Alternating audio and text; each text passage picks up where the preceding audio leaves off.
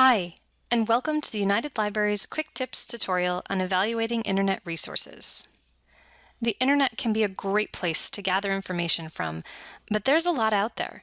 Sifting through it can be difficult. The library's website and online catalog contains millions of credible resources and is a great place to start from. The open web can also be a valuable place to gather information. But how will you know if the information that you're reading is credible? A good, credible, authoritative resource is one that's both trustworthy and of high quality.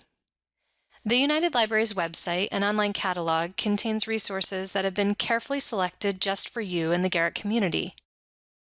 Academic publications have typically gone through a rigorous editing process to ensure that they're of high quality.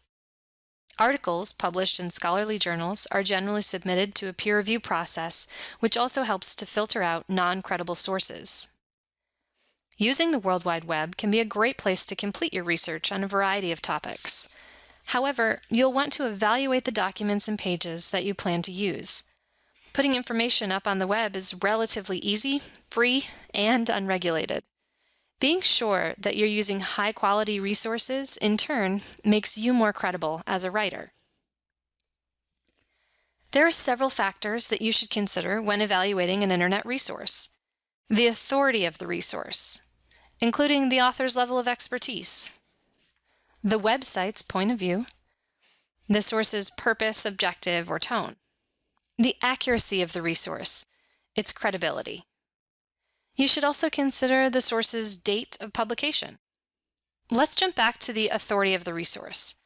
How do you evaluate an author's level of expertise? We'll start with identifying who created the website. Was it an individual or an organization?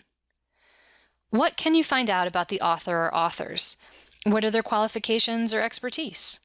Have they published widely in the field? Do they hold an advanced degree? Does the organization contribute to ongoing research? When examining the resource's point of view, try to identify the source's purpose, objective, and/or tone. Can you find a mission statement or an about page? Is it clear that the resource's main purpose is to entertain, persuade, and/or advocate?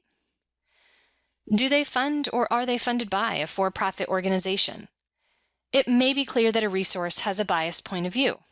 In some cases, you may actually be seeking an opinion or editorial piece. Is the purpose of the site to educate, provide research, and/or scholarly information?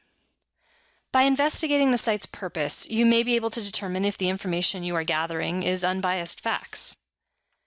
Be aware of any ads that might appear along the page as well. It may become clear that a resource is also trying to sell a product, which should be an indication of their purpose. Besides looking to the About page or mission statement, you may also be able to evaluate a resource given its URL. .edus are generally academic institutions. .gov, a government agency. .org is usually but not always a non-for-profit organization. .net, a network of computers. .mil, a military site. .uk, a country-specific site, although these are not tightly regulated. Is the information provided cited? A trustworthy resource will always cite its sources. Are they pulling from other credible resources? Knowing how current information is also important. Depending on the type of information you're hoping to find, you may only want the most recent credible resources out there. However, if you're comparing facts over the course of time, historical information could be just what you need. Many pages will have information on when the content was last updated. Want more help evaluating Internet resources? Just get in touch with us at the library. Your librarians are available via live chat Mondays through Fridays, 8:30 a.m. to 4:30 p.m. We're also available by email, or just stop by. Good luck with your research.